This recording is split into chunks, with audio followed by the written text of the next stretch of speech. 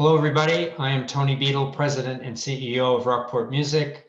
Welcome to an interview and chat with David Deveau, who was the artistic director of the Rockport Chamber Music Festival from 1996 all the way until 2017. That's probably half of the 40 years is sandwiched in there. And David, when you first got here, what would you say how you found the Rockport Chamber Music Festival? And what were some of the building blocks there that you are going to be able to use to continue onto your journey?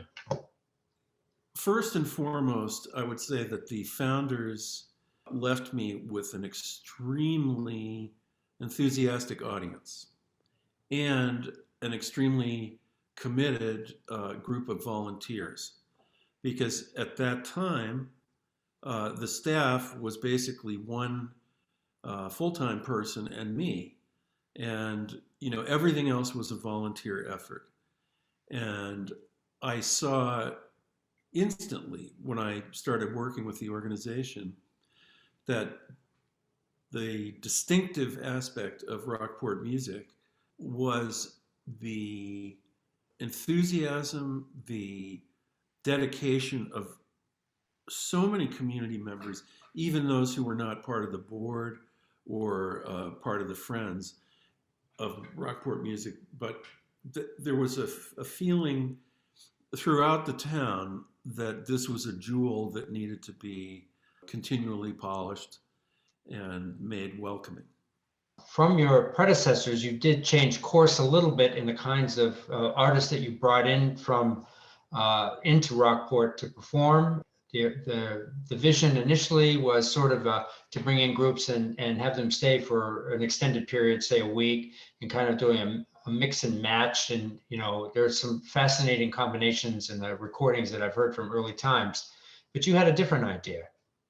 Well, my idea was less fun, I think, than the founders' idea, which was to have a great old time with the musicians who would be in town for a week, and they got Very to know important.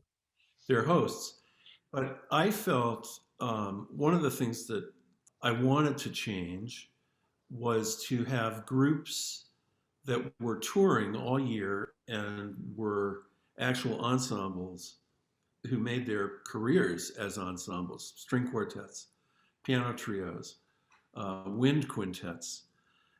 Have those groups come because they would play at a guaranteed polished level. And the founder's idea, I think, is true of many festivals. That's a recipe that many use. And a lot of times you strike lightning with a mix and match. But then there are other times when it doesn't quite turn out that way. Mm-hmm. So I just wanted to try a different recipe just to see how it would go. And, as it turns out, a lot of those groups and individual artists became regulars and came back year after year. Right. And because you were a concert pianist yourself, it was easy for you to call up your friends like Garrick Olson or Russell Sherman, John Browning, etc. And they graced the stages as soon as you got here. They did. And, people used to ask, how do you get these people to come here? Because everybody knew that we were on a very modest budget.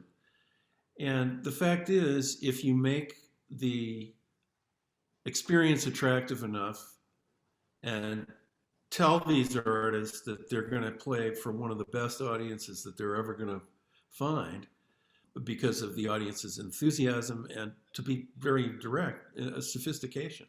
It is a sophisticated audience. Mm-hmm. People want to come.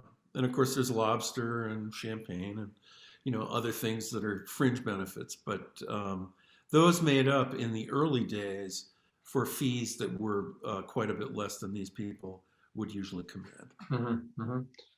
And like the early days, though, the breadth of the repertoire was amazing to me with lesser known composers, women composers, and you brought in some significant new works that were commissioned by Rockport Music as well. So tell us a little about those.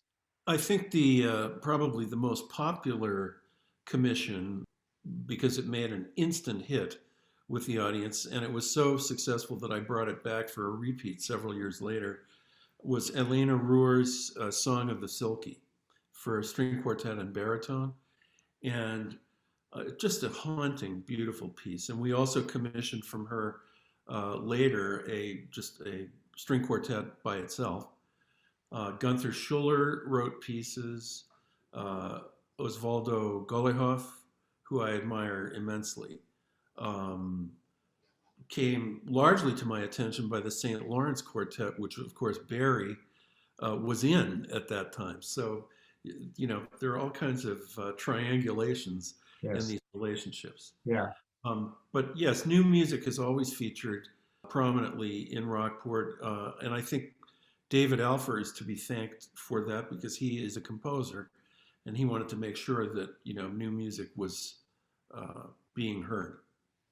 And did you ever think in your dreams that a Shalin Performance Center would be part of your era here at Rockport Music? It was certainly in my hopes. And the reason for that is that while we enjoyed a very nice tenancy at the Rockport Art Association, the limitations of the stage being very small, the backstage area being a little bit basement-like, and the extreme heat in the venue all suggested to me and many other people that we ought to be thinking big and looking for a new home. And we did so. We looked at a number of properties in Rockport and in Gloucester, but when the former Madras shop came on the market on Main Street, which is now the site of the Shalin, we had a number of people on the board at that time who were visionary entrepreneurs and had started many businesses, and venture capitalists and people who were willing to risk a lot for a substantial reward.